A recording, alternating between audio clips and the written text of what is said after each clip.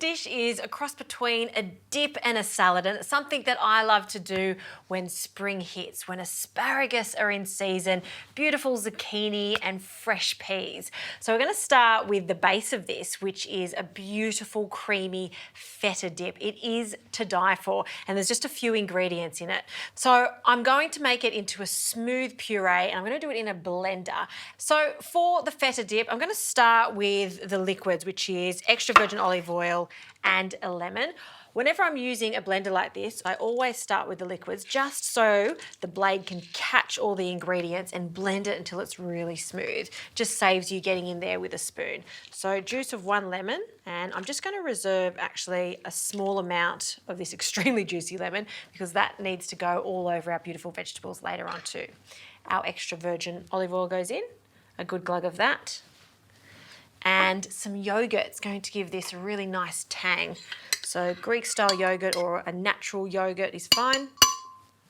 And then for the feta. Now for this particular one, I like to use a smooth and creamy feta, and you want to use the whole block. Yes, the whole block. It's going to give it a creamy texture. It's also going to give it that really nice saltiness. So crumble that feta in. And if you like, just reserve a small amount, even just that, just to crumble over the top so we really know that this is a feta dish. So we'll pop that down.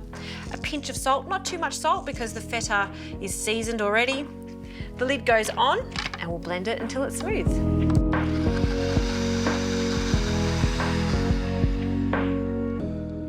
All right, that is looking just right. Look how smooth that is, and it's so thick and lush. Have a taste at this stage. We just want to make sure that it's perfectly seasoned. Oh, it's so good. The saltiness of the feta is just delicious, and it's not overpowering either. It just works nicely with that yogurt. So that can sit there while we get onto our vegetables. Now these zucchinis I picked up from the market this morning, they're actually called Lebanese zucchinis. They're sweet and they're mild in flavour. If you can't get your hands on these, don't worry, just use your regular zucchini. If you've got a variety of zucchini, even squash, so yellow squash, it's also quite pretty on a spring style dish like this. So little rounds. And as it cooks in the olive oil, they just become so sweet. For this recipe, I'm also going to add my asparagus, and I'm just going to cut them in thirds. Okay. And these are going to cook together, so the stalks of the asparagus and the zucchini. And then at the end, I'll add these tender tips. These take no time at all to cook, so they can go in with our peas. So I've just been preheating a pan on quite a high heat. I'll add some more olive oil, and we can add our zucchini. I'm going to cook these for about 3 to 4 minutes or until they're soft and tender.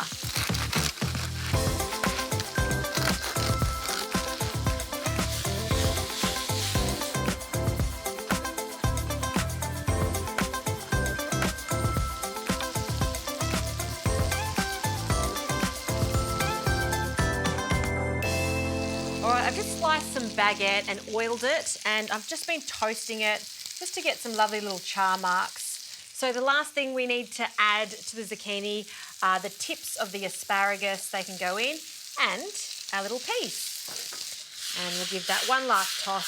Smells fantastic, and look at those lovely colours. In fact, I'm going to turn the heat off this. The residual heat will finish cooking the asparagus and those peas.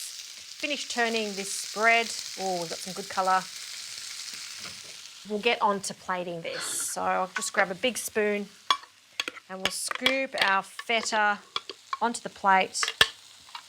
It's the perfect consistency, not too thick, not too thin, and really spreadable. I mean, I'm serving this as is with the bread, but there's no reason why you couldn't serve this as a side with some roast chicken or some barbecue meats, even fish. Fish and feta are fantastic together. Gorgeous. Now for our fresh vegetables. Because that's off the heat, it's time to add the lemon juice. Never add the lemon juice when this is sizzling and piping hot because it caramelizes and you get almost a bitter flavour as opposed to a zingy flavour. And I'll just grab another big spoon and I'll just pile some of this on top.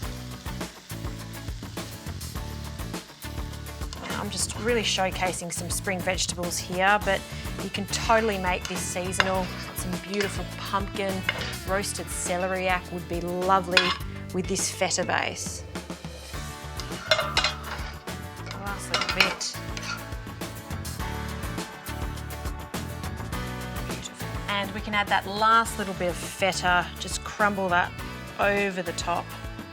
I'm really trying to get some height here because it just looks so dramatic. Some mint, just fresh sprigs over the top. Just let them fall down. And nigella seeds have a really nice nutty flavour to them that really just makes that whipped feta pop. So sprinkle over that on the top too.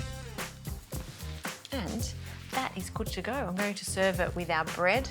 The last little thing I want to do with our toast is just rub some garlic over it. Not too much, I don't want it to be overpowering. You just get 1 clove of garlic like this and just gently rub it over as if you were making some bruschetta. And that hint of garlic makes all the difference. I'll grab a little bowl to put on the side. And we'll just let them stand up there like soldiers. And that's the perfect accompaniment to go with our whipped feta and spring vegetables.